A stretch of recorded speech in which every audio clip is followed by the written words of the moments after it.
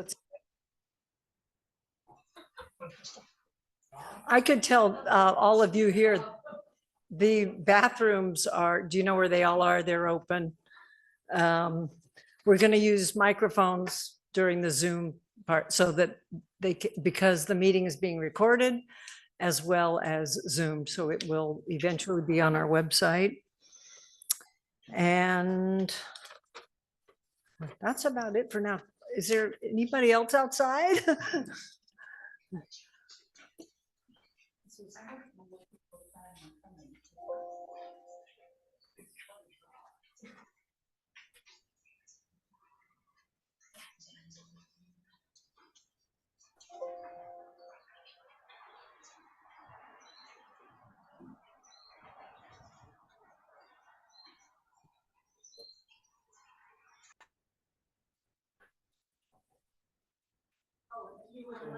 If anybody would like a cold drink, there's a cooler out there.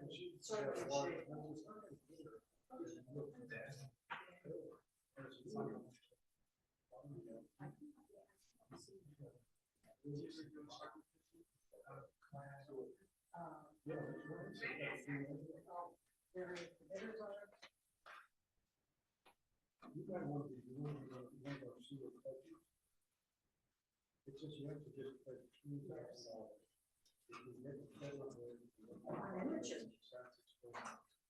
We'll have a match.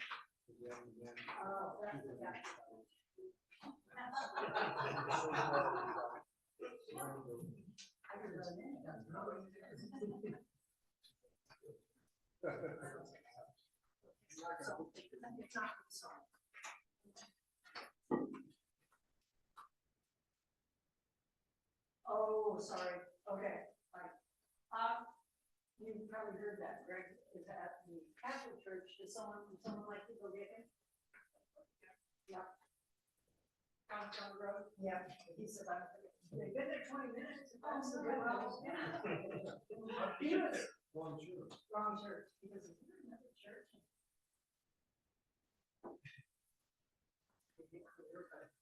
I just rode my bike by and I know it's been sitting there at the church. Oh, you should have given him a ride. That's the guy. These are some people just sitting in front of the church. That's kind of weird. Well, I guess I could do a little bit of my intro because Greg doesn't exactly need to hear some of our, community stuff. So to everyone here, hello, and to the Zoomers, we sent out a fundraising request about a month or 6 weeks ago. And honestly, I was so pleasantly surprised. We raised almost $40,000, just like checks in the mail. And we had a few people that have pledged. We have pledges for around $140,000 for matching funds when we hopefully get some big federal money. These are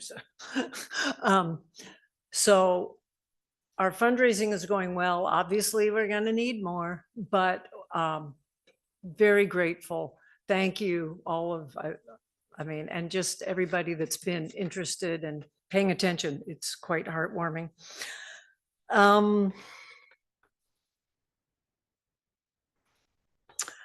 So this federal earmark grant we applied for through Congress, through Senator Brian Schatz's office, and we found out a few days ago that we're on what would be called like a short list.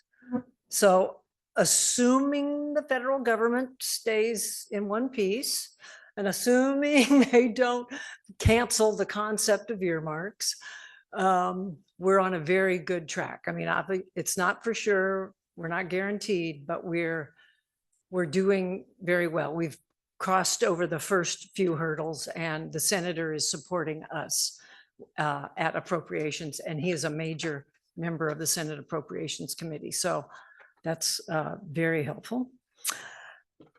Okay. We have a couple of meetings coming up. Cindy Evans is going to be actually at my house on Monday, if just for a talk story. Just personally, I like to meet candidates, ask them questions. You're all welcome. But if you would like to come, please sign up so I know how many people. I don't have a, the space is a little bit limited. Nicole Lowen, our current state representative, will be speaking here August 15th, which is a Thursday, so in another month. Just talk story, no particular agenda. You can bring whatever questions you'd like. She was, I don't know if she chaired it, but she was a key person on the cesspool conversion committee at the state legislature. They came up with a lot of, excuse me, proposed legislation. And she's definitely on our side. We're going to have to get more clever on what bills get introduced next year because only one passed and excuse me, and it was okay, but it was not exactly the ones we were looking for. And then another meeting will be E1. We do not, that is a date to be announced, but I'm assuming you're all on our email list or you wouldn't be here. And so we will let you know that. So we had Arenco came, they are a low pressure sewer collection line provider, and E1 is also that. So we're getting to the point where we're actually looking at companies that might provide these services. So that's kind of exciting. And seeing as how Greg still isn't here, is there any sort of general questions you think? Oh, let me introduce one of our committee members, George Fry, right, sitting right there. Is there any questions people might have that you think we might have some information for you? You're all up to speed. Is anybody gonna go to the state legislature for this next session and try and get another $1.5 billion just for the plan year that started? Right. We should talk with Nicole Lowen when she comes. I asked her that question myself. And the reality seems to be that since the county was awarded it one time and redirected those funds, it seems like a longer shot to ask again. But I mean, that's why we're applying for federal money, obviously. And we applied to NOAA for a grant, but we were considered too small. They'd like bigger projects. We've got some other foundations, other grant giving. We're beating the bushes. If you have any ideas. You can always go to the petition, ask again, only this time write it in so that it can't be redirected. It's funny because it was, I think it was written something like Puaco Sewer. Do you remember the title, George? But so when they did, so yeah, so now what they used it for was this regional wastewater master plan for Puaco and other communities within South Kohala. So probably, well, I find it hard to believe that they spent $1.5 million on, it's a big study. We got the final. And okay, here's the only good news. There was some data in there that we can use to further our project here. We would have preferred that the money was used for what it was intended. Went to the wrong church. Yeah. Okay. Well, welcome. So the good doctor and his posse are here. So this is Dominica Harrison. She's on our staff, and we were out today, and I'm sweaty from being literally out right now. Well, then I'm going to stand over here. Just put some fresh clothes on. So I just want to give you a little background about Greg. And he's the director of the Center for Global Discovery, Conservation Science, Arizona State University Research Unit based in Hilo, Hawaii. So I'm glad. Following service as a U.S. Navy diver, he studied at UH, worked at the Nature Conservancy of Hawaii. He received his master's and PhD degrees at the University of Colorado, basing his conservation research on Molokai and Hawaii Islands. In 2000, he joined Carnegie Institute for Science, where he led the Pacific Ridge to Reef program and the Carnegie Airborne Observatory in Hilo, providing ecosystem mapping and monitoring services to state and federal agencies. We love that. In 2018, he co-founded the Hawaii Marine Education and Research Center, a nonprofit convening center for communities and government agencies on Hawaii Island. So MERC, as you call it, right? In 2019, Arizona State University hired Greg Asner in Hawaii, naming him a professor and director to advance solutions-oriented research and education in coastal and marine conservation. And 2023, he founded the Ako Akoa Reef Restoration Program, which you can see on the back of his shirt, in collaboration with the Hawaii Division of DAR and communities on West Hawaii Island. His scientific efforts focus on large-scale land and reef ecosystem diagnostics, restoration, and decision-making using extensive fieldwork, community engagement, airborne and satellite mapping, and computer modeling. So, I mean, we're really happy. I know where you got that from. I know. Governor Green's website. Yeah, and so he's Sorry for the link. He's a special, well, you know, I looked at this, I said, there's no way I can cut this down. So, but he is especially honored to have just been appointed to the Governor's Advisory Committee on Marine Affairs. So that's new and big, and we're very happy to have you. So you got maybe a chance to cool down. I am sweaty mess from being on the boat all day. Today we were offshore from Kiholo Bay to here. So, yeah. And I looked, I didn't see. I made it in time, but then we went to the wrong church. Sorry, do you have a way for me to? Yes. It'd be more interesting if I can. Jack is our tech Great. helper. You can either join the Zoom meeting that's going on and then the screen share. Sure. If you'll guide me for a moment, that'd be great. You have the. I have nothing. Announcement. Okay, I'll get. Barbara the, said, show up at the church, and just, it's as far as I got. Zoom.com and click during the meeting. And I'll get you the number. I need water. Can't stand it. Does anyone like a battery? I'm going to the pool.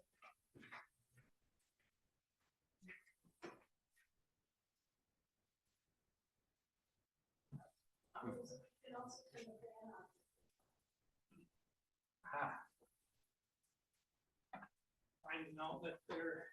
Maybe I see a lot of wires. Yeah. It's a pretty chill spot.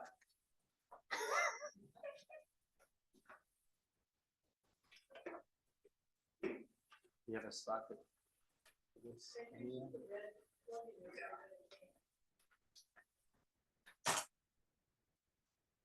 If I don't do this, it'll end its battery while we're chatting. There is the Zoom meeting number. Yeah, sure. Thank you.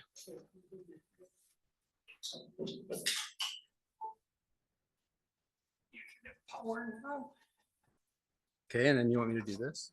Yeah, if you go to like zoom.com. Yep, that's it. Thanks for your patience, guys. We were nice and early. Now that church is, the octagonal one is, yeah, some other one. Okay. It's not destroyed. Okay.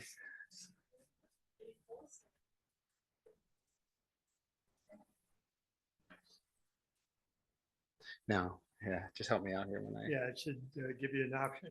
Do you have Wi-Fi in here? We do. What is it? That guest? Yep. 5G, okay. Well, either one. You're gonna have to, and then the password is the same. So it's local _guest _5G. It's a test of my, everyone's staring at me right now. Cocoa underscore Underscore.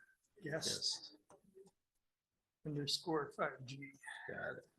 5 big G. I think it is. Well, let's see.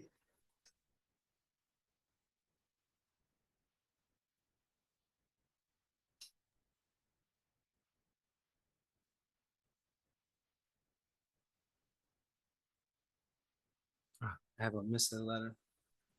Sorry, guys. Cocoa. It's getting worse by the second here. What's that? There's an O and two O's. Yeah, I'm just seeing cross-eyed from the long day we've had. Mhm. Okay, and now, Now join the meeting. Okay. And then type in that number, no spaces. I don't know if you, don't connect audio, right? right. Turn off my video, right? Yep. See if that's. There, I'll have to go. And then you're gonna let me screen share? Yeah. Great. Okay, we're getting there.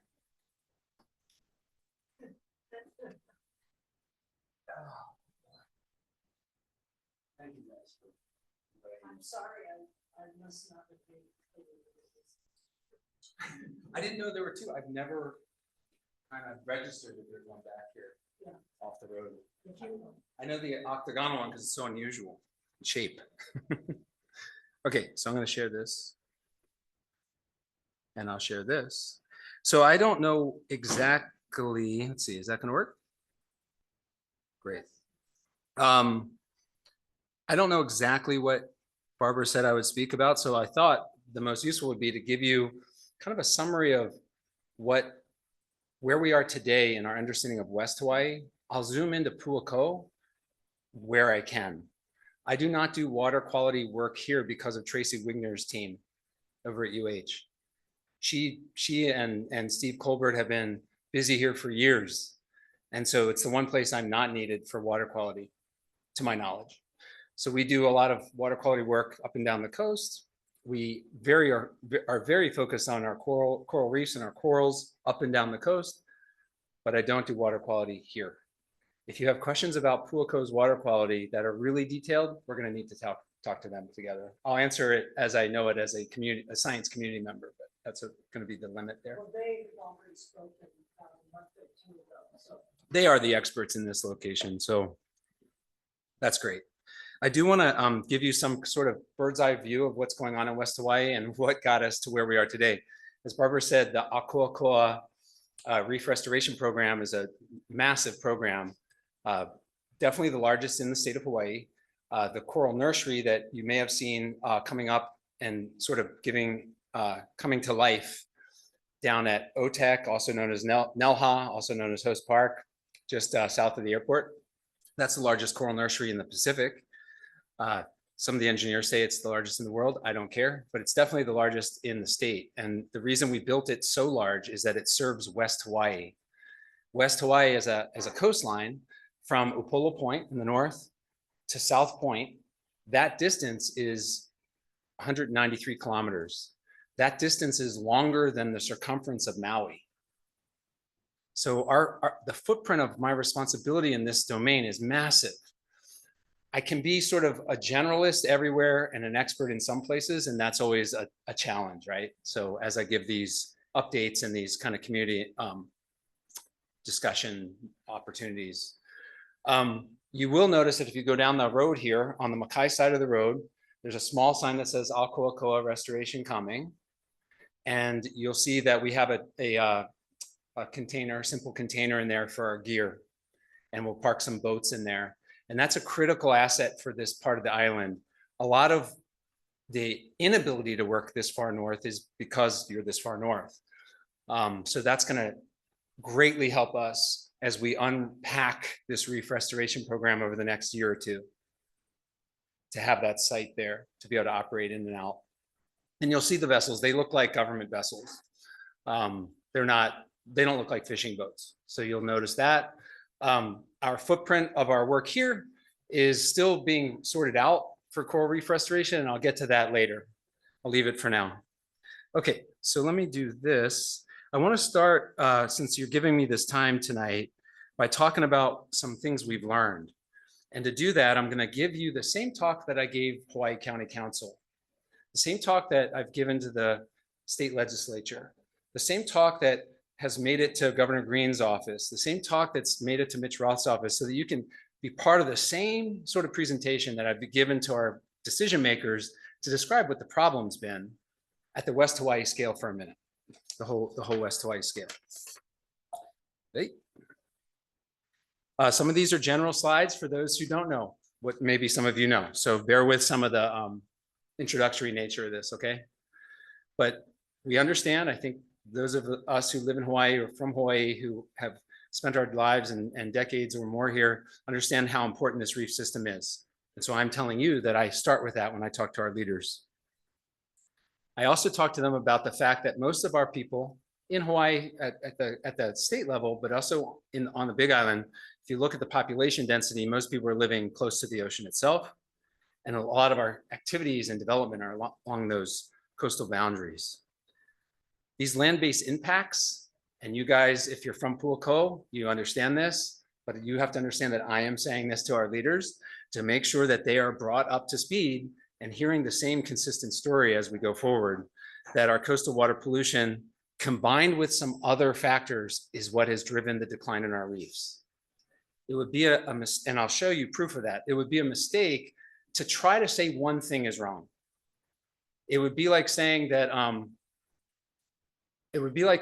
somebody is ill and you're just trying to pin it on one problem. You might have a combination of factors that got you ill, right?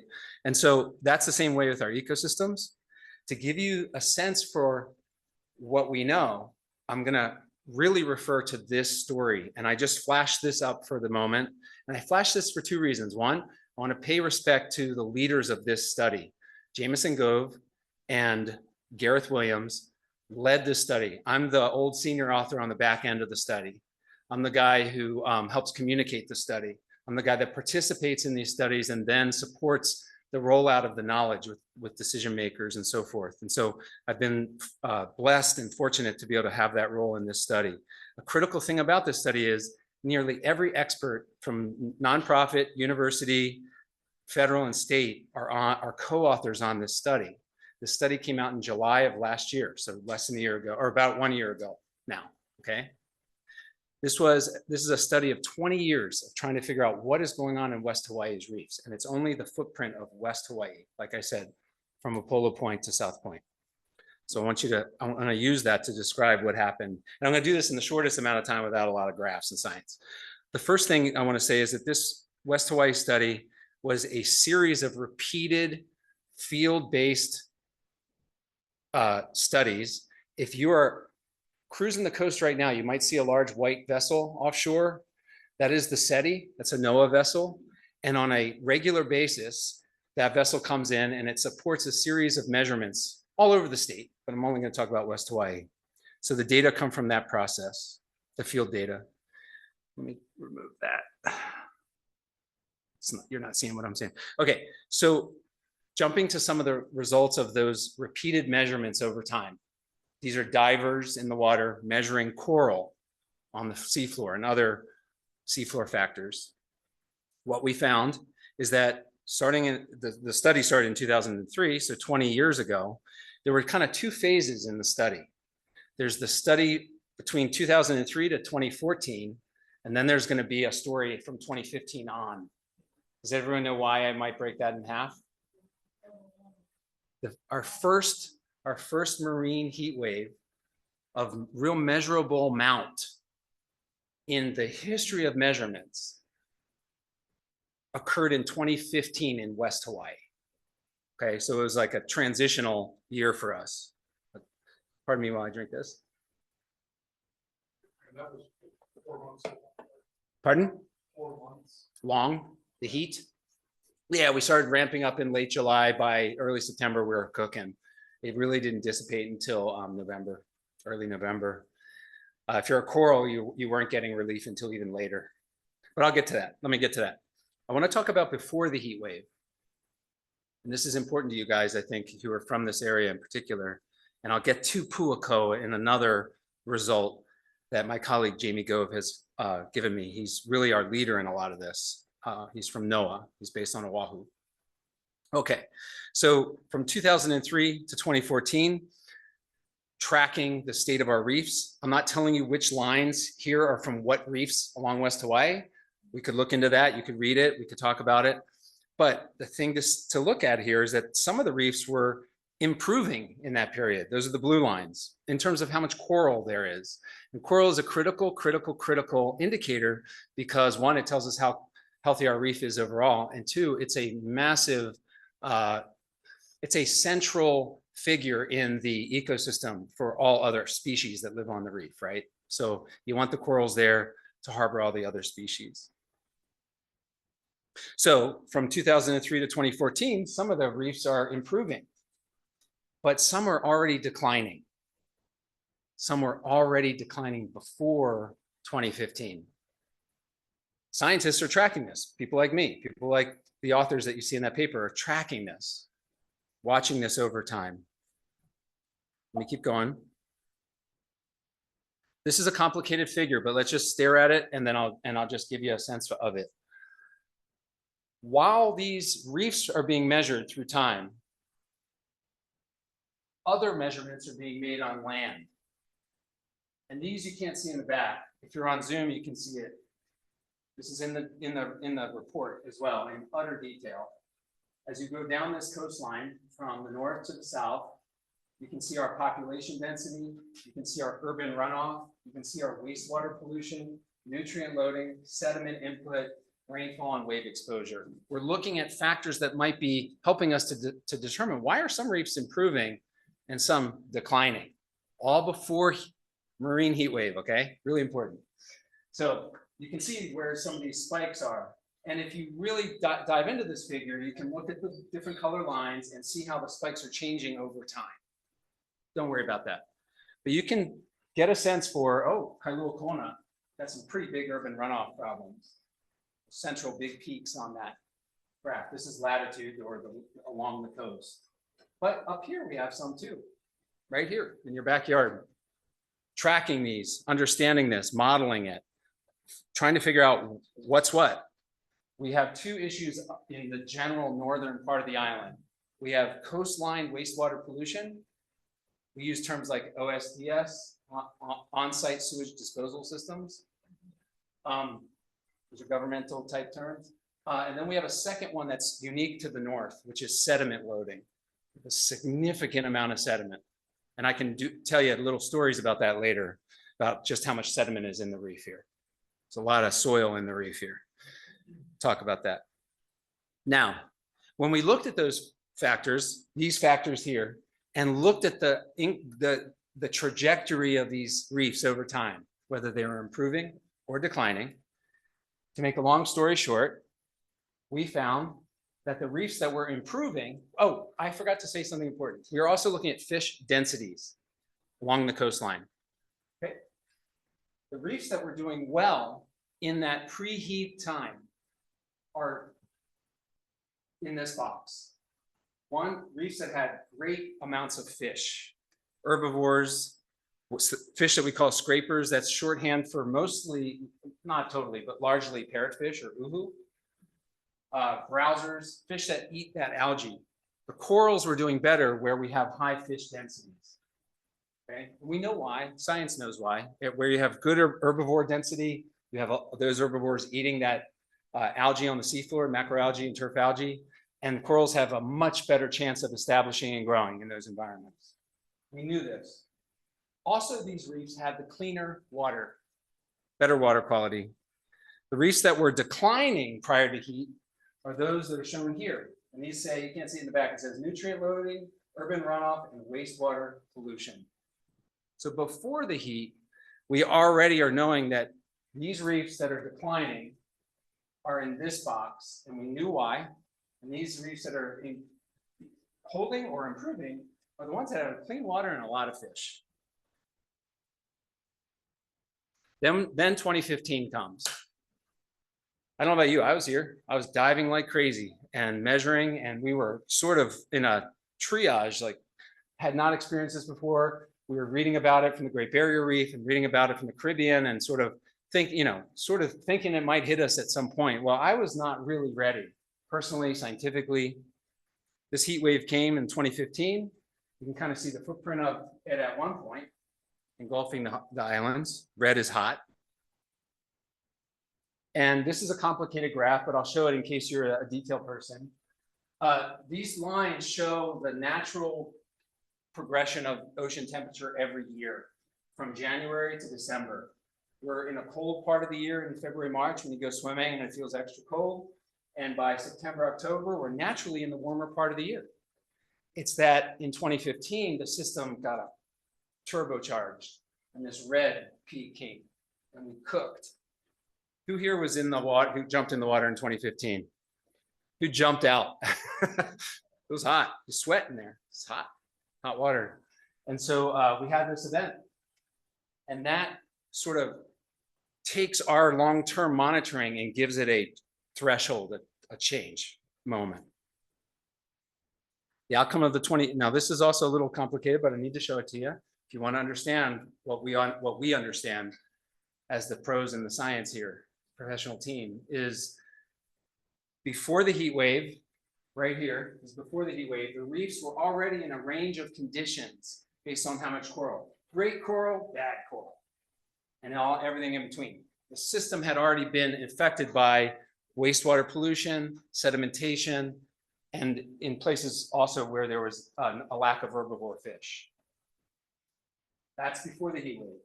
The heat wave hits in 2015, and kaboom, the system gets hit hard. And it's not, we used to say it was the death blow, like to a system that's already stressed, until something interesting was kind of unpacked in the years after the heat wave, the first heat wave. Is that a quarter of the reefs had less, they had done better. None of them did great, but some of the reefs had done better than others. Oh, sorry, that's the part I should highlight to say that. And we found these inside here, inside the data. Oh, the heat wave came, here's 2015, 2016, and some actually held or actually increased. Went back to the land data, the fish data, and all the things I've been droning on about. And found, this is a summary of some really complicated stuff, that the reefs that had the highest fish populations or densities in terms of these herbivores that eat the algae, and the cleanest water are in that minority of reefs that did better. And it changed our entire community. My community transformed because of this. We stopped saying that we were doomed, because I don't think we are, personally, and I don't think the science says we're doomed. I think the science says that we have an opportunity to steward these reefs through this climate challenge that we're putting them through. We do. And the proof was in the fact that the cleaner water reefs, the reefs with more fish, statistically, ecologically made it through that heat wave better. I don't have it here in front of me, but in 2019, we had a medium-sized heat wave. Anyone remember that one? Yeah, a little less dramatic. Hey, Steve. That reef, or that heat wave, generated some mortality, but again, we know that some of our cleaner reefs fared better. I have a marine center. I work very closely with the Mililiti village. The reason we're down there is not only for the kids that we support and their growth, but we're monitoring what clean reefs, how resilient they are to heat. And like, do they do better than polluted reefs? Right? And so the 2019, I don't have it to show you, I'll just tell you, the 2019 event, those reefs down south fared way better than some of the ones up here that are in dirtier water. What's the response to all this? I do not work for DAR. I work very closely with DAR, but I do not work for DAR. DAR and many others are doing a lot of fish sort of outreach. Can we improve the fish densities on our reefs overall, continue fishing and all of the things that we need for subsistence, commercial industry, whatever the fishery wants to do, but can the curve be bent, kind of like the COVID curve or something, to try to improve the resilience of the reef by having those fish there to eat that algae, keep that algae down. I can tell you that I do know from the work I do that reefs that have that algae that's just growing crazy, especially this thing called turf algae. It looks like astroturf, but it's brown red. Those reefs, the corals do not settle well in those reefs. And that's my area where I actually do a lot of work. I could talk about that later. So one of the responses is try to get the whole community behind improving our herbivore fish densities. And DAR's doing that. I don't touch, that's not my domain at all. I'm a coral guy. Oh, sorry, the Hawaii Division of Aquatic Resources. They are a division of the DLNR, Department of Land and Natural Resources. So they're a group that's working with many organizations, fisher communities, and are trying to improve that forecast for herbivore densities on the reefs. The need, and this is what I talk about to a lot of our leaders, is we need the state and county and feds to help us with our wastewater. We absolutely need that, and communities like yours. What we know, and we do measure water quality in my team, not here because of Tracy's team. We don't want to all do the measurements in the same place. So we measure all the way as far south as Manuka and as far north as Mahakona. There are good spots and bad spots of water quality. We are measuring increases in, or I should say, elevated levels of nutrients going into the water in some areas that fertilizes that algae. Nutrients don't kill coral in its own respect. It's that it fertilizes the algae. It's like the tortoise and the hare wins, runs over the surface of the seafloor, and the coral cannot establish and grow. So nutrients are a problem. That's why we talk about nitrogen flux and so forth. And then my team is really focused on kind of the specter of unmeasured things. So we're measuring, I don't know how to say this, I'll just say it. We're measuring stuff that comes out of our bodies, like medical stuff we take, our medicines, pharmaceuticals. Yeah, we're looking at all this other stuff that disrupts actual coral growth. There are areas that are in trouble. Honaunau Bay, it's a tight bay. We have staff down there and collaborators that are seeing up to 1,000 tourists a day. That place is just really being hammered with some of these chemicals. Kahalu'u Bay, Antisindi Punahali, her bay. So there are these tight spots along the coast that are exposed to increased chemical stress. I cannot tell you everything right now. This is stuff we're studying and trying to understand better. But these general maps of nutrient flux are sort of our indicator that, yeah, where we're fertilizing the algae is probably also where we might be putting other pollutants in to the water from our toilets and everything else. I will say one other thing. I am really, really tired of everyone only talking about cesspools. We have great results. It's sad results, but we have great results that show us that septic tanks on the wrong substrate, rocks down south, are about the same as a cesspool. A lot of people don't know that septic tank has a leach field. The liquids all go out. That's not helping us where we're in rocky terrain.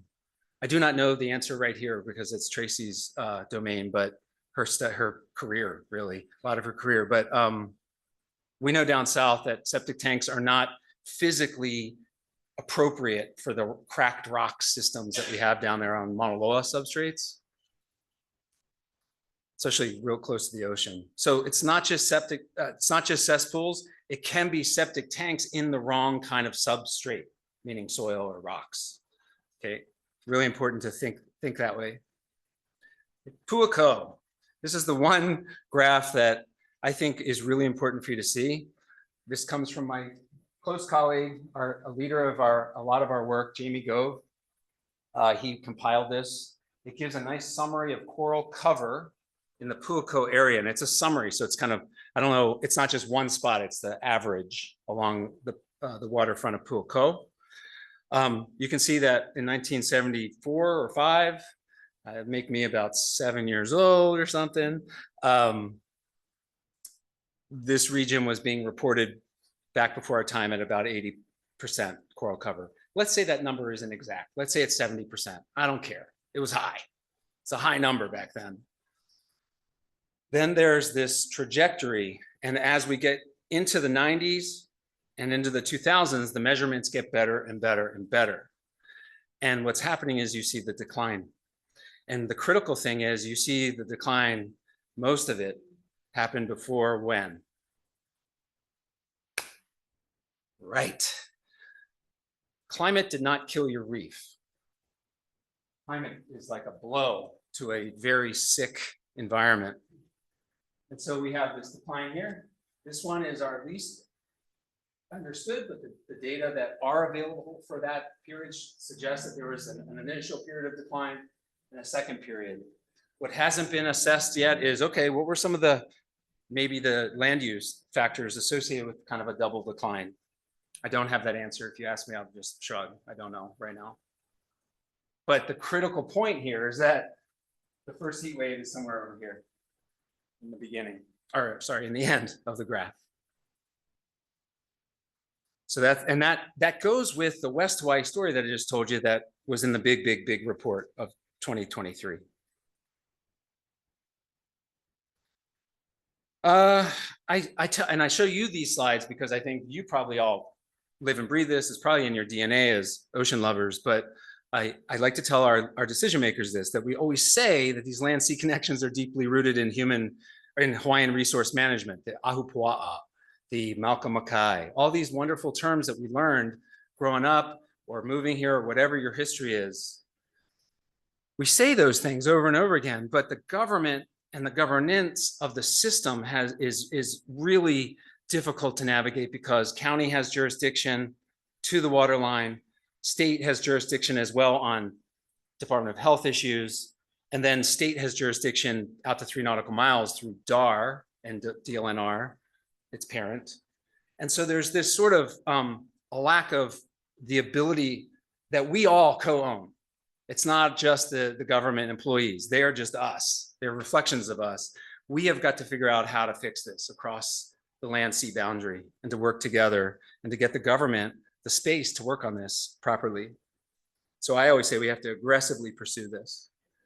My career is 31 years now, and most of it was academia, and I started getting louder about 10 years ago, and I got really loud 6 or 7 years ago when I founded the Merck, because Willie Calpico talked me into this. So you know, it's those kind of kupuna that said, look, you scientists got to engage better. So I'm a little better at speaking about it. I'm not great at it, but these are things we got to do.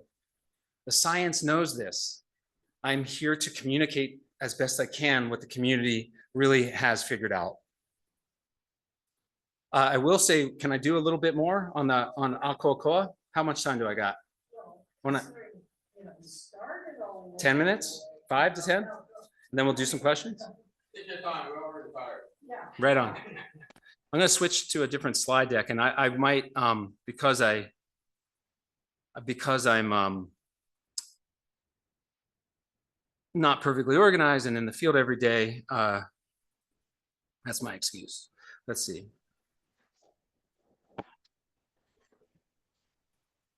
And I don't have to show all these. We don't have to roll our eyes in the back of our head when I do all this stuff. But I do want to talk a little bit about this.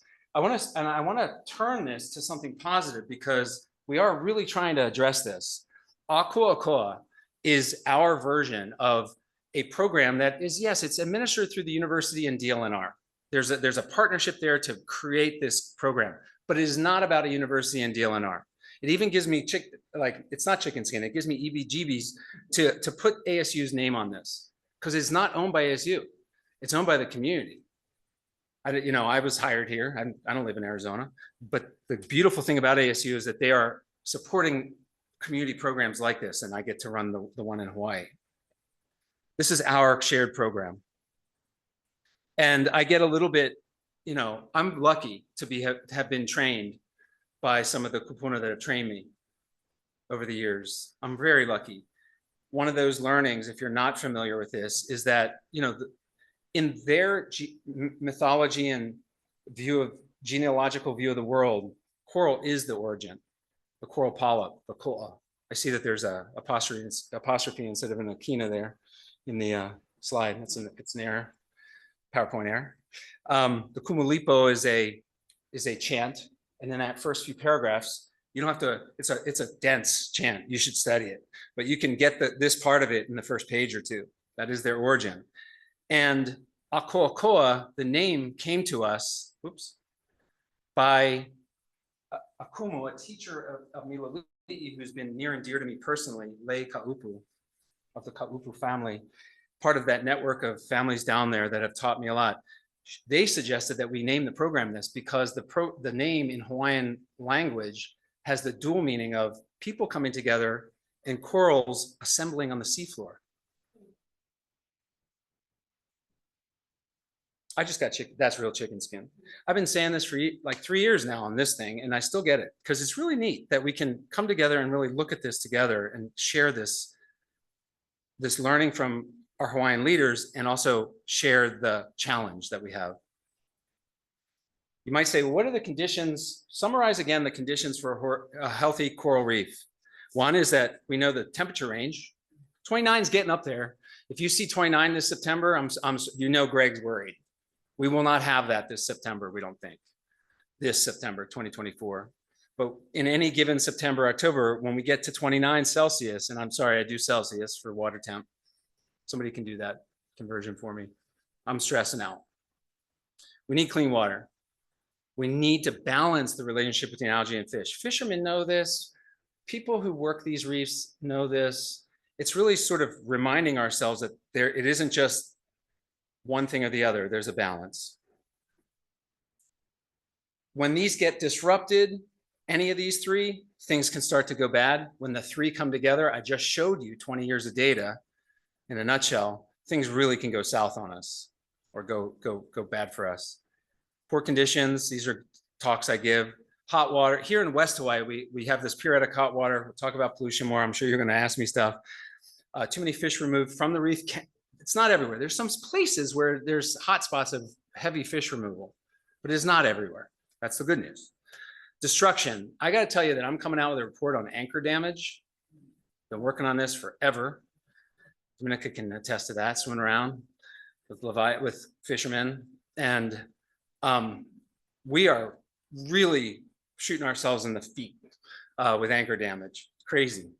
It's not the fishing community, they're pro at this. It's another community of people that are not trained and educated. They're just damaging our reefs. We have anchor damage. I'll just give you an anecdote. We have anchor damage that's in the 7th year since I did the mapping of the anchor damage. And these are like areas the size of the width of that pew. Right? Chain does this for a while. We pull it out, torch it out, or lift it out. And I do that with the Gov. And then we monitor the restoration. 0 in 7 years. Zilch in 7 years.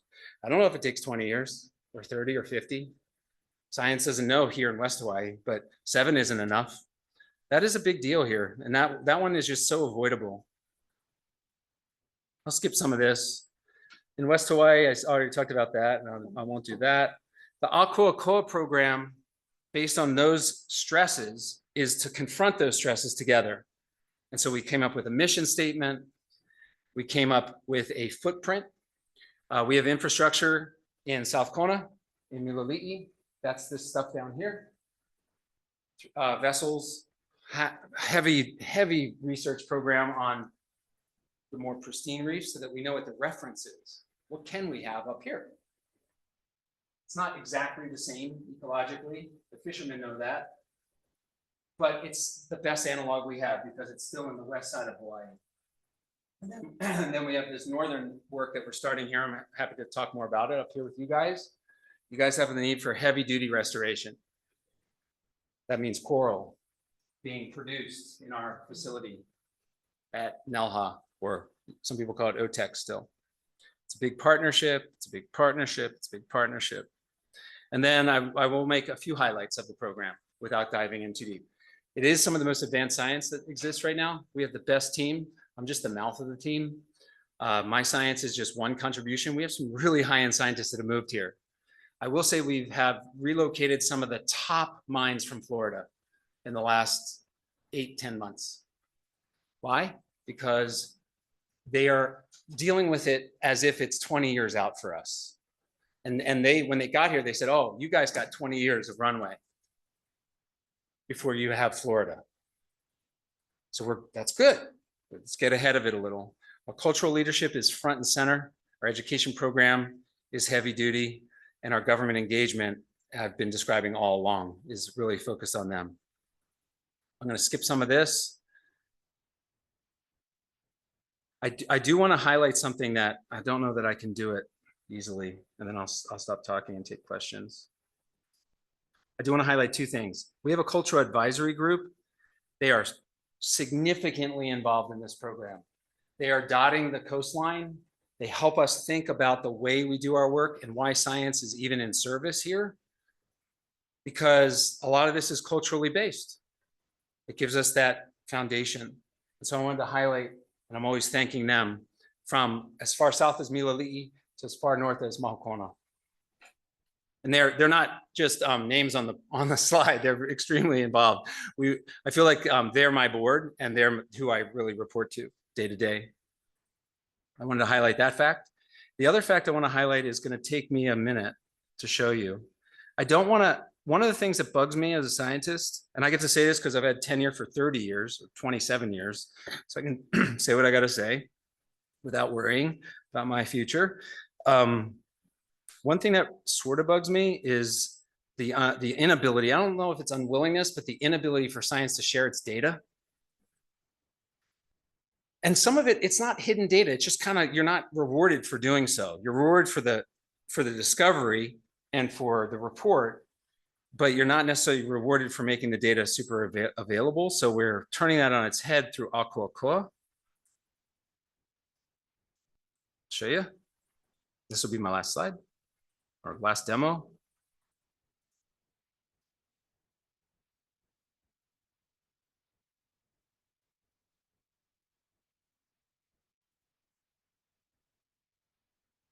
You guys, hopefully online, you can see, this is just the Akuakoa website. I'm showing you our website.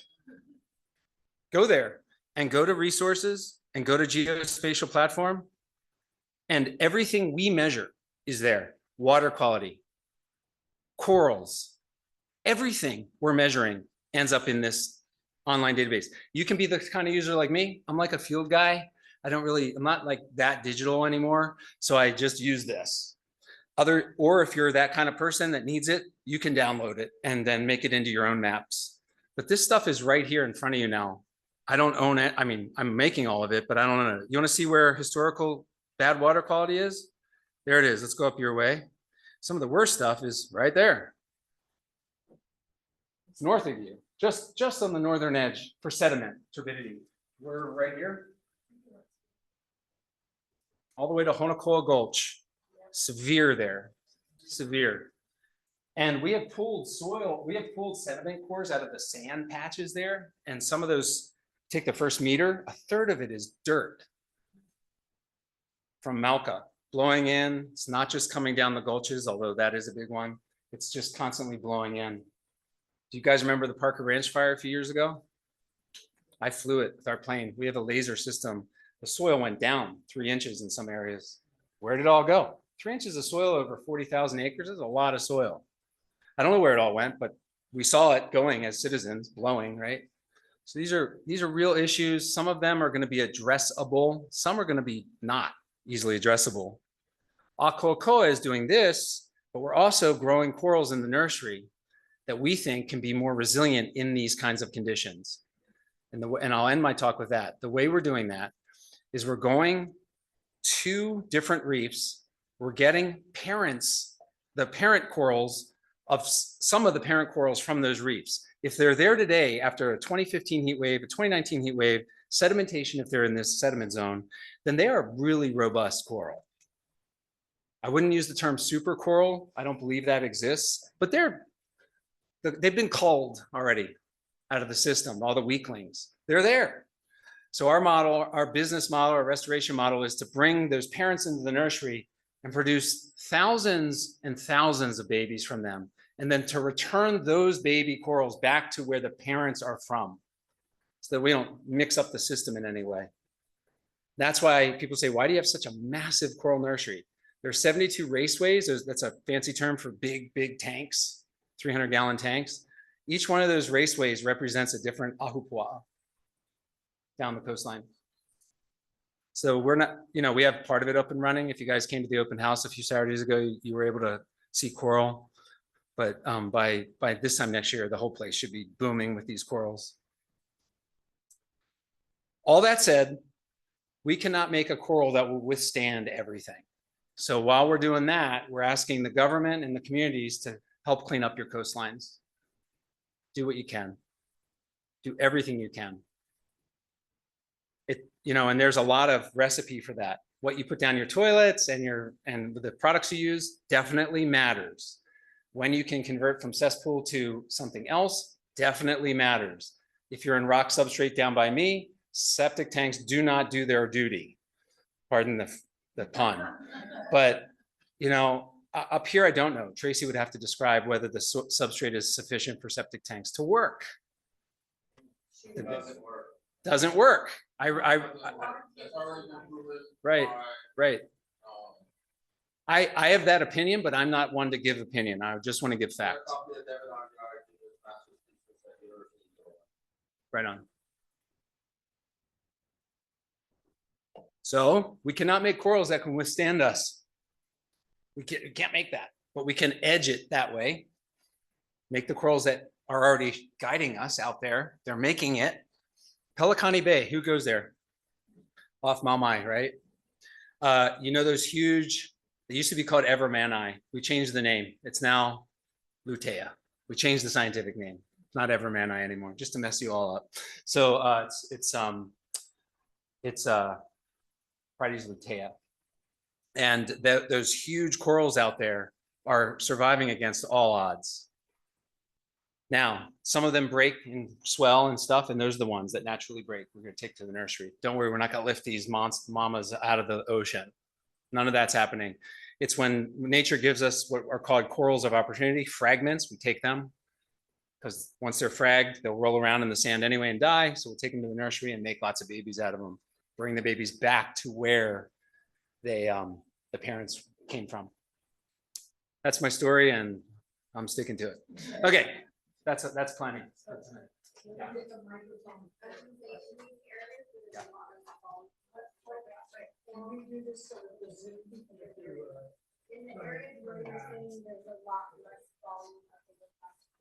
Yeah. Yeah.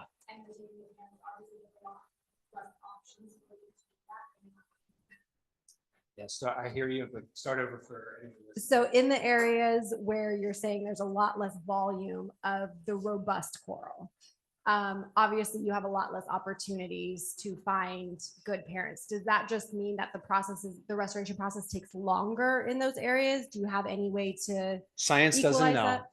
Okay. Science doesn't know. There's I don't know, and then there's science doesn't know.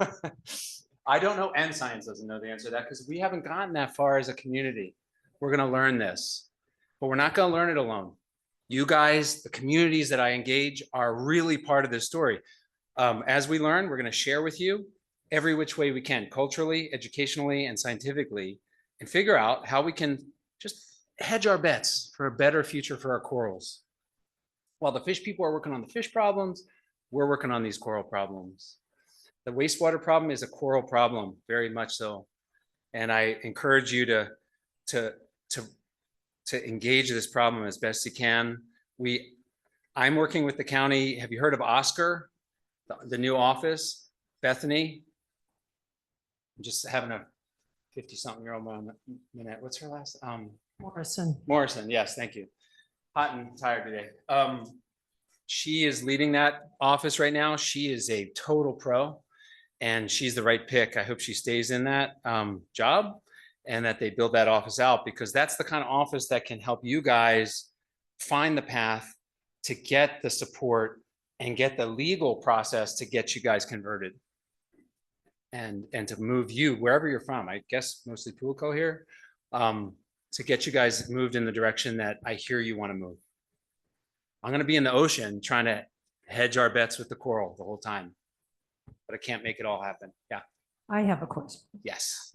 So let's say everything goes swimmingly and we have a sewer collection line installed down our road, and most 80% of people are connected. So the leach fields are mostly abandoned. when can we start to see improvement? I don't know, I mean, just in general, what can we expect? I'm pretty positive. I have a positive attitude about a lot of this. And one of the reasons is a scientific reason. DAR has been doing another study in parallel to ours for years on corals that give birth out here. They're the corals that are up current and or right in the area are giving birth. They are not settling well. There isn't enough surface area to settle. There's either too much algae, which we know where your algae problems are. There is too much algae, and this nutrient flux that's coming from the land is only supporting the algae, not the coral.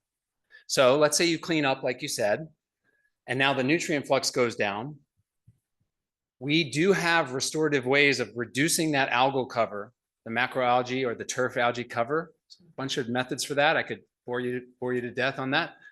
And these corals will start to reproduce. We might give it a turbocharge with the coral nursery. If the science says that that's a good turbo, a good boost, right? And get the system growing again.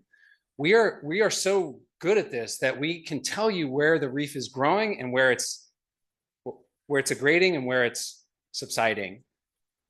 And in general, and this is a general statement, please, I know people are online. This is a very general statement and it varies up and down the coast. If you're shallower than about 7 meters water depth, sorry, what is that, 23 feet? If you're shallower than that, right now we're having a hard time, the reef is having a hard time growing. There's too much algae, not enough herbivores. And actually we do have a really weird problem. There's a genus of small coral boring Echinometra, urchin, saying simple things up here, just tired. A small species of urchin called Echinometra, it's in the genus Echinometra, that you see it boring into the coral. Kind of little and white and spike. Rock boring. We have way too many. We have way too many. In some areas, we've had an increase in the last 10 years by 600% in West Hawaii. It's other studies I have organized. So and those are mostly in shallow areas. Deeper, we're in much better shape. Below 7 meters, we're in better shape. Those are good. That's good news, right? I'm not peddling a doom and gloom. I'm peddling more like adjust and engineer our future with these corals together, So you clean up your water. We get the algae reduced here. We already know from other work that the corals will reproduce here and start to grow on the surface, on the seafloors, the surface of the seafloor, because it's that algae that's blocking them. The algae's blocking them. And we know that. I'm not guessing. I'm not going to give you guys any guesses. Oh, yeah. Sorry, guys. So I have a question. This might be getting in the weeds too much. Try me. It's about the corals. Yeah. So of the coral restoration, because I did some work on that years ago.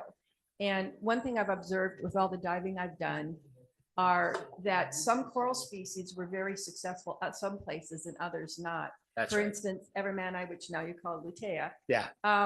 I've seen it come back at Mauna Kea, but not the Lobata, which I was very shocked at because Right. the Lutea used to be a lesser building one up there.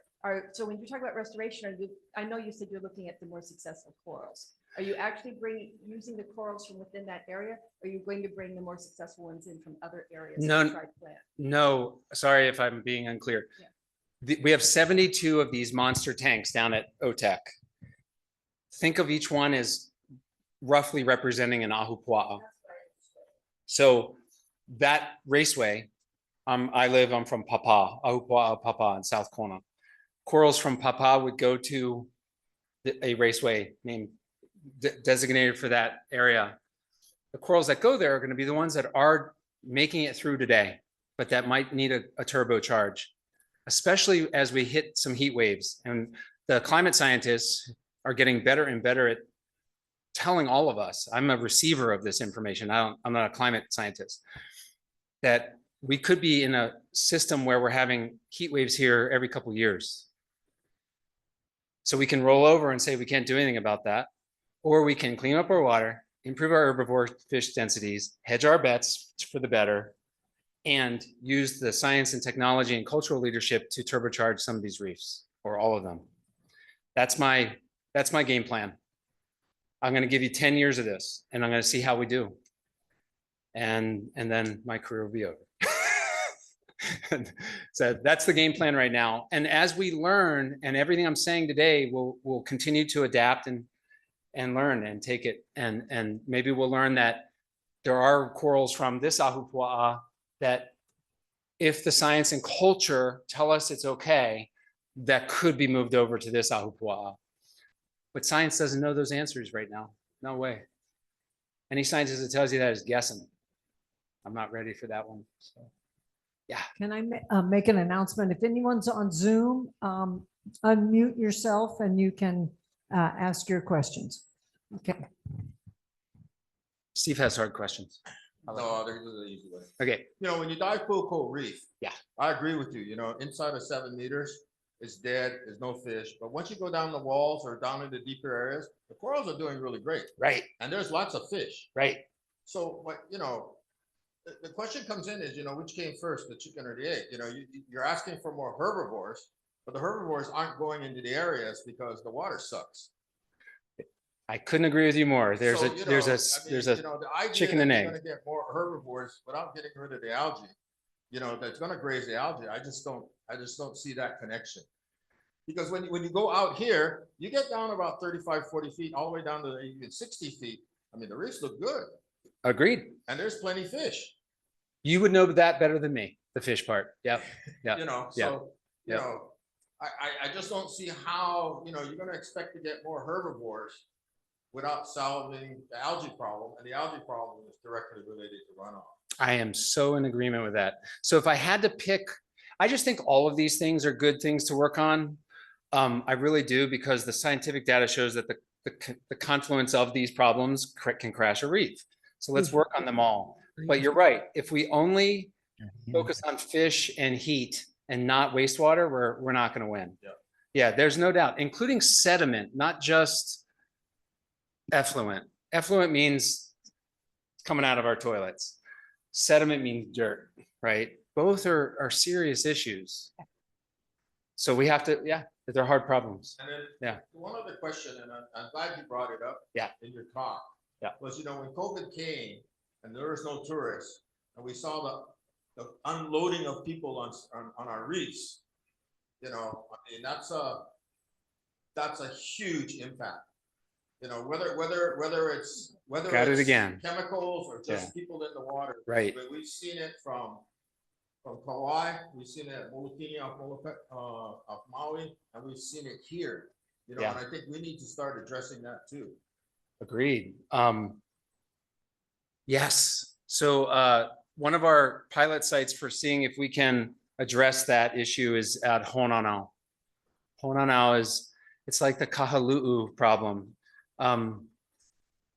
Just way too many tourists in one One thing I spot. wanna mention to people here, Way too we're many. out on the water a lot. We're seeing more and more dive operations coming up this side now. Oh yeah. Vessels are They're getting, moving on a yeah. corner and they come Yeah. into here. Yeah. So when you start seeing the boats that are dropping anchors or trying to put down moorings and all this kind of stuff off the reefs up here, get ready. I'd like to amplify that statement. If you come down to South Kona, which most people don't do, on a boat, you might see on our marine center a radar turning. That radar is there to collect data, boat counts, doink, doink, doink, and we have it just does science. It's a science radar. And so it was us who informed the state and federal law enforcement and the management that you don't have just Mililiti fishers going out. They're Pono. They know what they're doing. They teach us how to do it right. We have in 2022, we had 11,000 vessel crossings down there. That means 2 ways. So let's say it's around 5,000 boats in the year. They could be the same boat every day at contributing. But in terms of vessel traffic, like Steve's saying, South Kona is now it's extremely busy. And you guys are getting busy because vessels are getting cheaper and faster and people have more money, I guess. So yeah, it's an issue. Well, more accessible. People are buying boats. Did you Yeah, but notice? most of Yeah, the guys are going down Southport. right, They're following the I-4s. Yeah. Or their own Right. routes, Agreed. like that. Yeah. They're not near shore fishing. agreed. I'm just saying the volume, like you. I'm not delineating who's doing what. I'm just saying it's a mistake to think that it's only near town. Like Steve's saying, it's West Hawaii. Thank you. I have a question about your data that you found regarding if you collected site-specific information, and that's because you mentioned that where there were more fish and healthier coral, that those were better able to withstand the heat wave in 2015, which makes sense, right? Like if you're already healthy, you're gonna weather a storm better. But I was wondering if part of that also, in regards to like your site-specific information, were there any observable water temperature differences in those healthier corals? I think I understand the question. So the 2015 heat wave was a kind of a thin slab of water, and the 2019 heat wave was a thick slab of hot water. Now the thin 2015 was wicked hot. Right. The 2019 was deeper and hot, right? So this is a hard, every heat wave is going to be different in its how hot it gets, how long it lasts, and the slab thickness of it, like a slab of hot water, right, coming in. So this is going to change and be different as we go forward. In the 2019, I can tell you this one because we were more ready. The temperature sensors that we have up and down the coast gave us pretty much the same story. So yeah, there's places where at 2 or 3 meters water depth and the water is very still, like some small cove you might love, got extra hot. But at 5 meters, 10 meters, 15, 20, 25, and 30 meters, pretty much the West Coast felt the same conditions, pretty much. Right. And Do does you the understand? algae, And that's important, your question, because that way we can compare, right? right? Yeah, I like Yeah, that. go ahead. And then the sites that have more algae. Yeah. Those because of the runoff or whatnot. Yeah.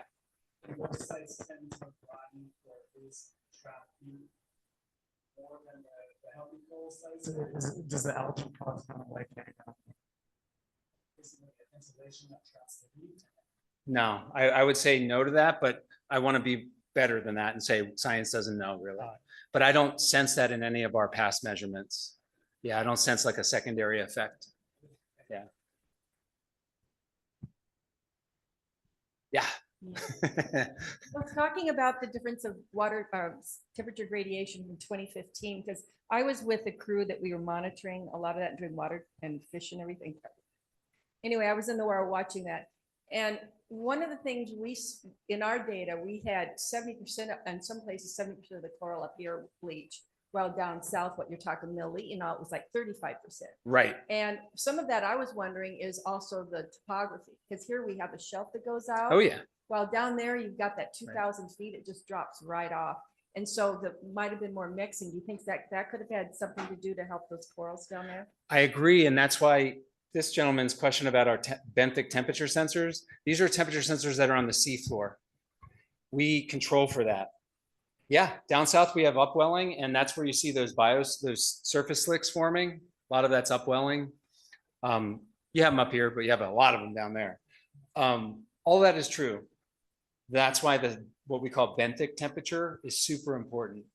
And so we have these tiny little temperature sensors that you won't even notice. Thousands of them. Yeah. Pardon?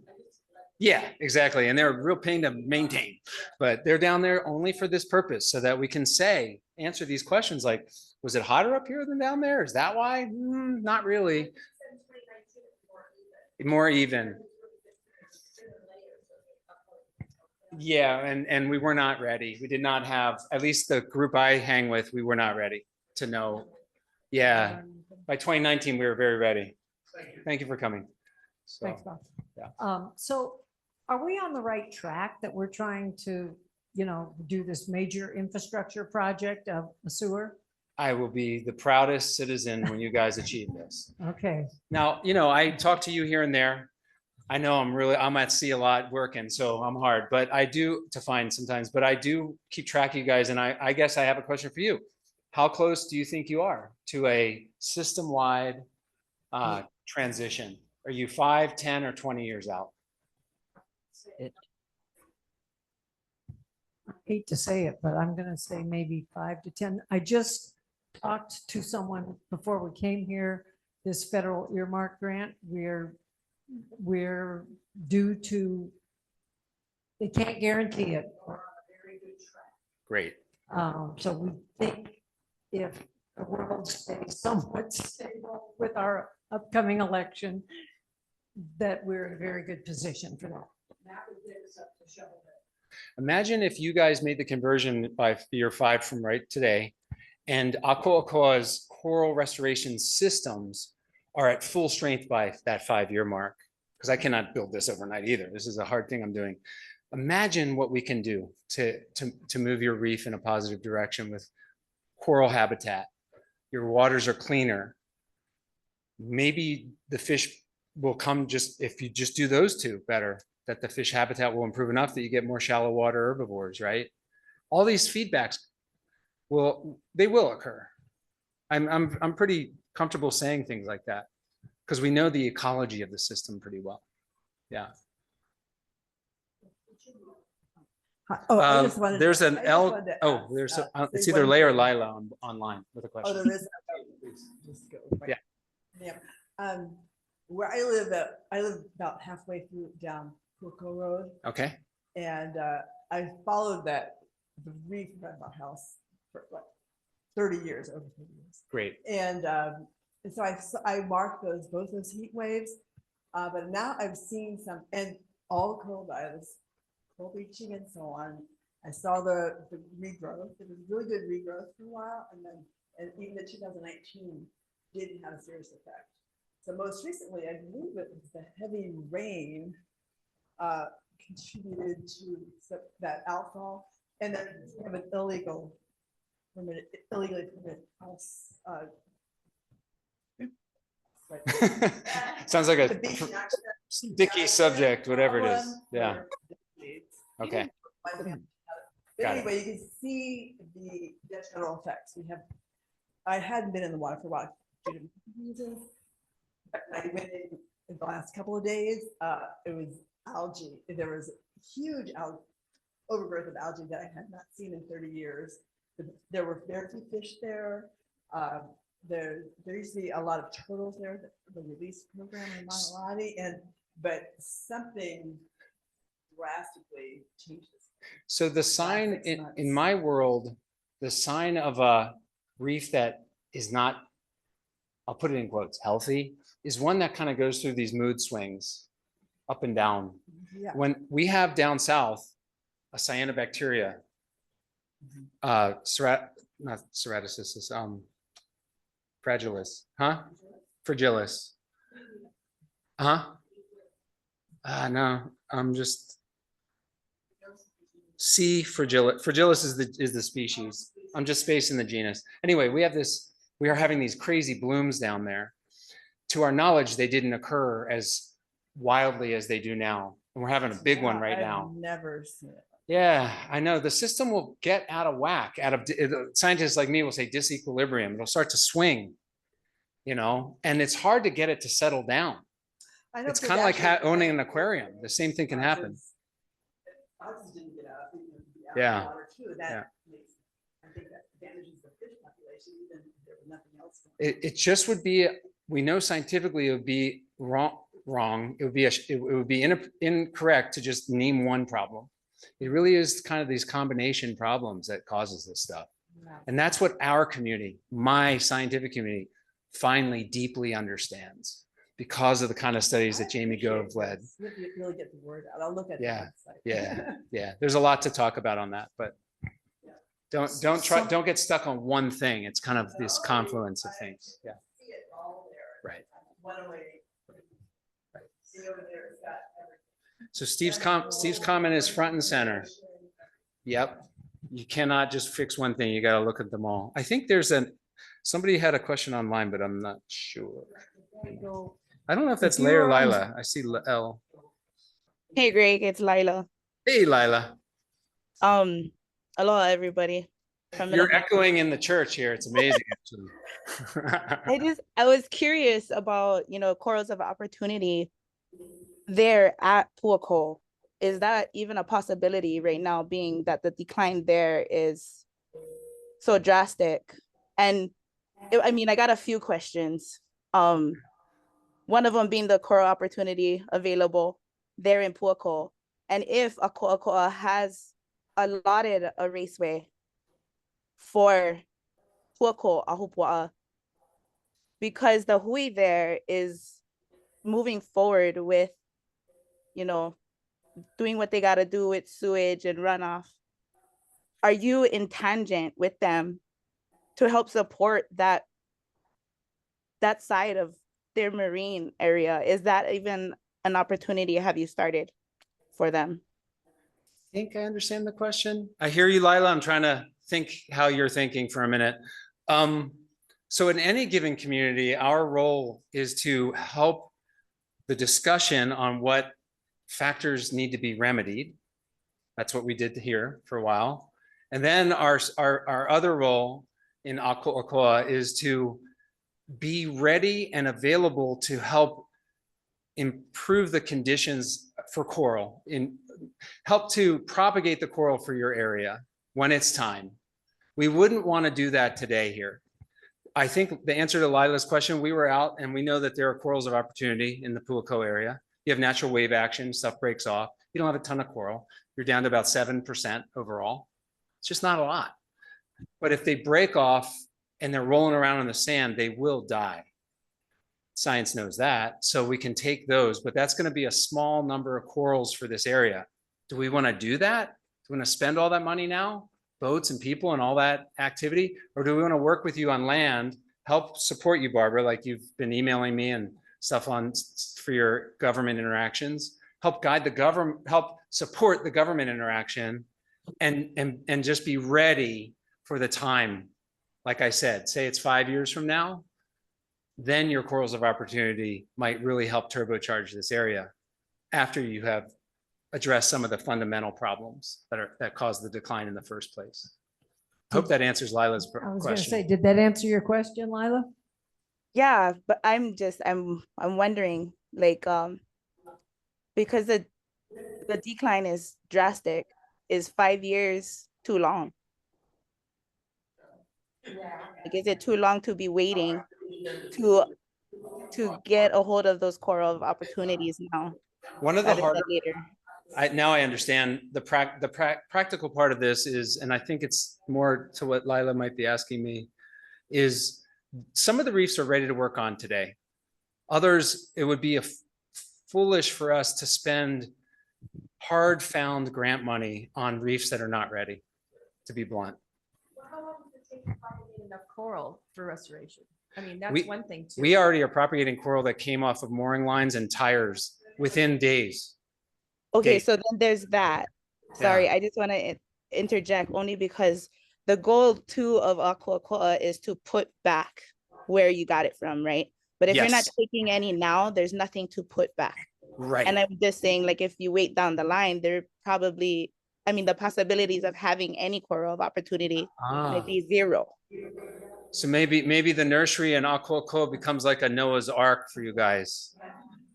And working in tangent with the hui there as they work with the development as with the sewage. And then that way, by the time that is taken care of, you have these coral of opportunities to put back where you got it from. I'm just saying, because like 5 years from now would probably be none at all. Is that what you're thinking, Steve? I see Steve Kaiser nodding vigorously. Well, you guys just gave me a brand new idea. Thank you. Which is? Mahalo, mahalo, mahalo. That maybe for some of the tougher areas like here, I can name them. One of them is here. One of them is the north part of Pelikane Bay. One is the area down Makai of Ponakoa Gulch. There are these spots. Maybe Hononau is holding in the deeper part. But there are these spots that we might want to arc corals for your future.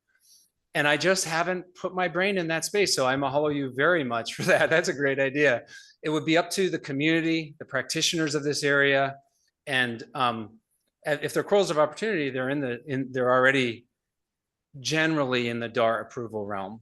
But we also work with DAR to make sure that it's, everything we do is solid with them. So if that's what this community wants, then I don't see why I would say no. I honestly don't. It's a great idea. Sweet. Mahalo for that. And Mahalo, for the time. sister. Lila and her hui run the CBSFA down there, Kalani Hale. It's their organization. And they through that process, they are constantly teaching us. And it was her sister that gave us this. I mean, it is a name that's used commonly down there, but Ako Akoa was something that Lila's sister Lay bestowed upon this program. So I get a little choked up. I'll try not to.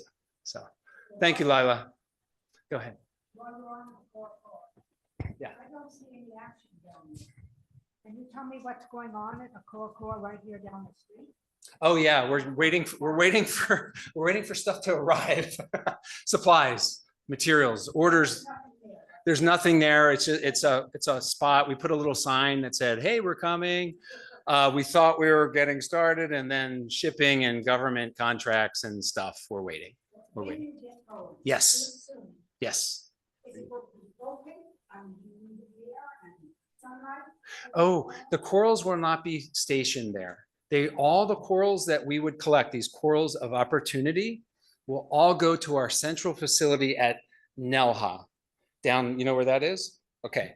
Some people call it OTEC, and I'm kind of like tired of explaining all the different names that this place has given itself. But down there is where the corals go. Call it a station, marine station, or whatever you want to give it. It's just a depot, is where we're going to have our boat, and our supplies for doing the work out here. Scuba tanks and, diver gear and stuff, because we find it extremely hard to be active up here from down there, So the grant, this large grant that we got to do this, we said, okay, our central facility is the one at Nelha, and that's where you'll find me many days of the week. And then we have outposts north and south. We have outposts with our partners in Milili'i, and we have the outpost that we're forming here at Puako. But it's just to get the work done. It's practical. Yeah, go ahead. I'm saying on protocol, Yeah. communities that would you be doing kind of a that kind of cool of opportunities, that's something they can stop by and grab. I would say that, well, first of all, you don't want to take a coral out. That'll kill it Correct. pretty quick. Right. You'll see us like medical doctors stressing out when we are removing these corals. We have Okay. a system for doing that on our vessels. Uh-huh. And you'll never see us move faster than when we're bringing a coral Okay. up onto the boat and down to the facility. Okay. Okay. So you don't want to do that because you're probably going to stress the coral and it'll die anyway. Also, it is illegal to do that. So don't do that. You just wear a trench coat, like open it up. But also the question is more important. The more important part of your question to me is, are we ready for those phone calls? For you to call one of my staff and say, we have 17 corals of opportunity here. Can you come grab them? We're getting there, but we're still in the process of training and getting our staff up to speed. We have I do want to highlight the fact that we have a very interesting program right now. I had to import some expertise from Florida, right? But that is not good enough. So we are growing the expertise here with those Floridians who are here. They're the teachers. We have some students that just graduated from Konawaina who are in the program and learning how to become these technicians. They're training right now, every day. It's like boot camp. And so I guess my answer to you is by September, October, we'll be more ready for those phone calls. How about that? Awesome. Yeah, it's sort of like the plane is being flown. What's that, how they say it, with not all the parts on it yet? No, like we're trying to fly a plane without all of its parts, right? So we're getting there. I think we'll be cruising by late fall, before Christmas, I hope, for sure. Yeah. I have a quick question about Yeah. your funding. So Tell me. my limited understanding is that you received a fairly large grant, which is what is making all of this possible, or a lot of this possible. Is that grant 100% dispersed already? And if not, will any near to the future political changes that threaten federal grant money threaten your Yeah. ability to continue It's a getting fact. It's funding? now, I love the question because now you're in the heart of what I think I can do well. So my model for fundraising is pretty different than most university people. I fundraise from the private sector for infrastructure because I find that state and federal agencies don't have a lot of risk tolerance in that space. If they don't own the program, like NOAA doesn't have program X, right? They are not going to be in a position to buy me a facility. So I have to find that money privately from donors and then find some private money to help maintain that facility. Once I find that thing, it's the build it and they will come theory of change. Then I'm able to get federal, state, and nonprofits to participate through grants, more operations style grants. So we have a wonderful shared federal money with NOAA and with DLNR, but it relies on the infrastructure that was built by private donation. You see, that's been my business model. If you know about my aircraft program that makes all these maps, the plane was built and bought by a guy, a famous guy. But the operation is totally funded through partnerships that are state, federal, and nonprofit to get the measurements, to get the work done. So I've been doing this way for three decades now, and it seems to work. And the critical thing about it is literally I could get hit by a bus on the way home tonight and it will continue, right? Yeah.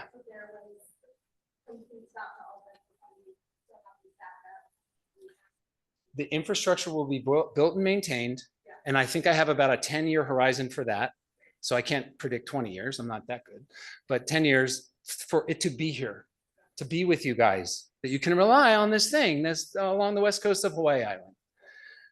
There'll be good years, boom years for operations where federal, state, and nonprofits are doing well and bringing money in, using the facility, doing their work, creating, and there might be some dry years, but the facilities will be here.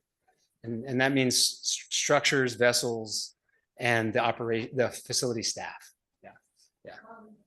I know that Greg has some constraints, so maybe one more question? Sure.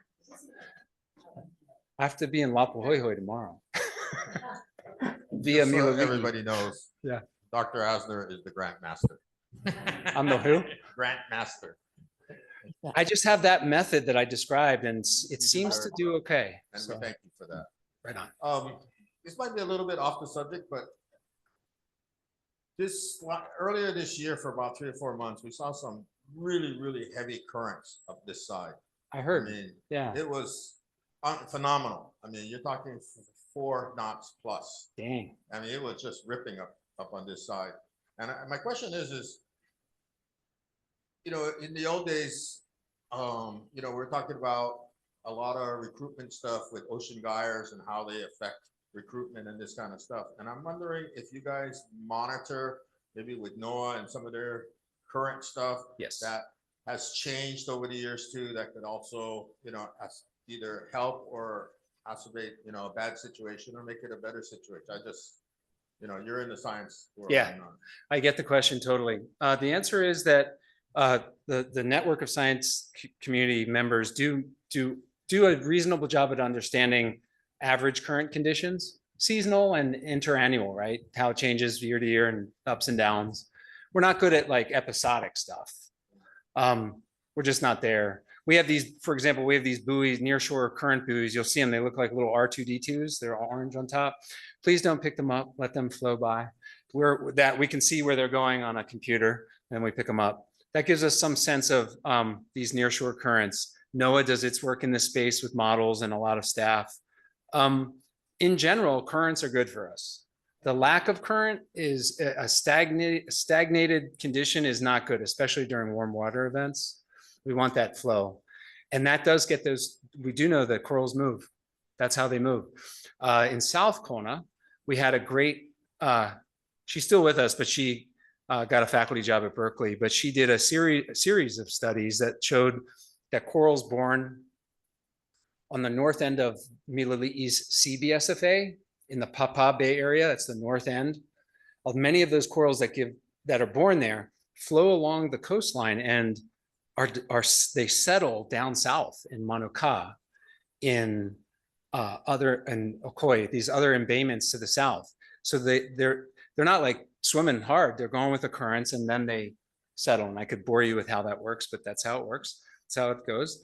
And so connectivity really matters. What you're saying really does matter.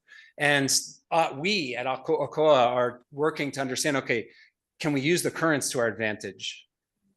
I wasn't going to go into it, but for example, you wouldn't necessarily put baby corals, what are called larvae, in Pelicani Bay. You might want to put them up current of Pelicani Bay and let them flow and then find a natural settlement process. We don't know exactly how to do that yet, but that's all in our brains right now. So current matters for sure. I can nerd out on that one. I'll try not to. Yeah. I'm sure you could go on. I know I know. that you do have to at some point. So thank you. Mahalo. Thanks, guys online. I appreciate you. And hope I didn't let anyone down. No. Okay. I'm gonna shut down. No, we're so thankful that you came and there's a few drinks outside. There's some tacos for you guys. I'll eat some, but I some got a veggie. long drive. So That's what I mean, thank you. yeah, thank you. And thanks everyone for coming, and that's it. If you have more questions, I can flip them to Greg if he has the time to answer them, he will. And don't let, and I'm trying to introduce my staff to the community. Some of them are new, like I said. So when I get an email and I hand it to one of my staff, it's because they know more than me and they should meet you. So I'm not blowing anyone off. Okay. I'm just sharing the interaction. Yeah. Okay. Thank you. Awesome.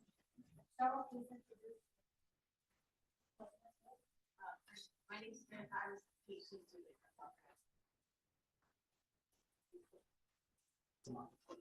Dominica's is the future. The future.